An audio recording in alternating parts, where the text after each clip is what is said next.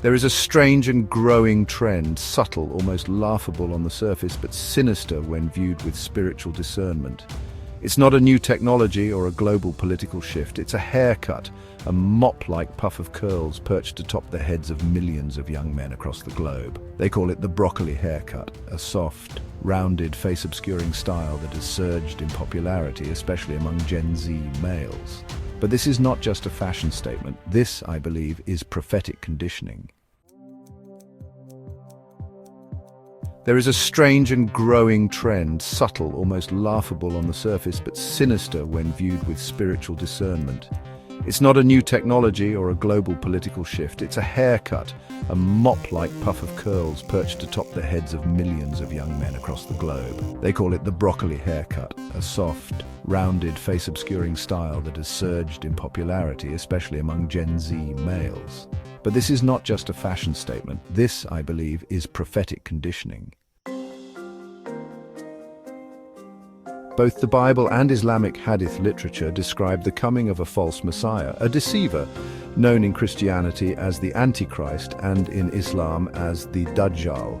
He's not portrayed as a monster or a cloaked figure of obvious darkness, but rather as a young man, and crucially, a young man with curly hair.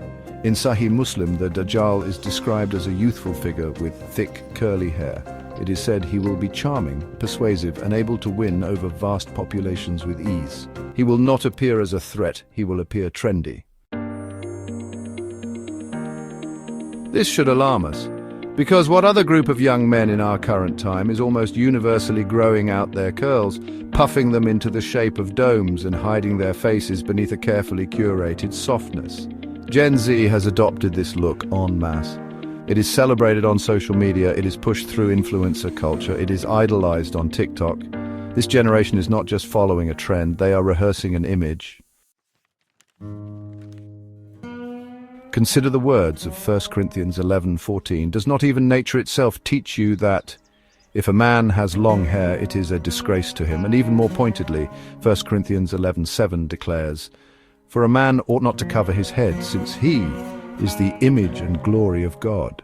Yet today we glorify young men whose defining aesthetic is to obscure themselves, covering their heads with thick curls, draping hair across their faces, retreating from the clarity and strength God intended. These broccoli-headed males, far from reflecting the image and glory of God, appear to represent something else entirely, something fallen. Their softness, concealment, and vanity echo not divine purpose, but demonic distortion. They do not project the strength, discipline, or transparency of God's design. Instead, they mimic the image of seduction and false beauty. They are not standing as beacons of God's truth, but as billboards for deception, whether knowingly or not. And the concern goes beyond appearance. This generation, the so-called Gen Z, is not just one of soft aesthetics. It is also, by many measures, one of the most spiritually confused, emotionally unstable, and mean-spirited generations in recent history. The irony of their outward softness is that it conceals a hardened interior, marked by sarcasm, mockery, nihilism, and often a deep disdain for moral authority or tradition. Their humor is darker, their culture is edgier. And many pride themselves on being unbothered, detached, and cynical. This is not a generation marked by warmth or compassion, but by callousness wrapped in irony. In many ways, it is a generation already primed to mock the sacred and exalt the profane. So is it really surprising that this would be the generation from which the Antichrist arises? If the Antichrist is to be a young man who captivates the masses, gains trust, and embodies spiritual rebellion behind a likable mask, it makes perfect sense that he would emerge from the ranks of a generation that already celebrates such traits, a generation that has adopted his look, reflects his detachment, and imitates his aesthetic before he even arrives. It is not just that Gen Z follows the broccoli hair trend.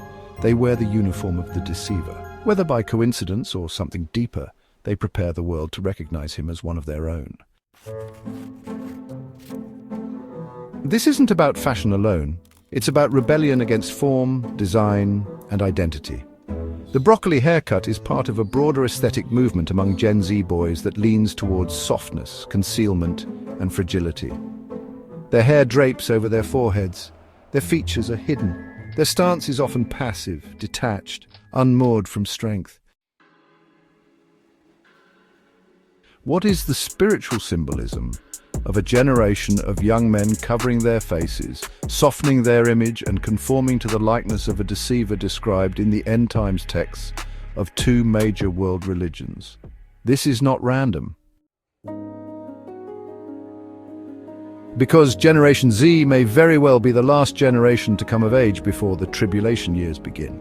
The last generation of spiritual testing before the establishment of Christ's millennial kingdom.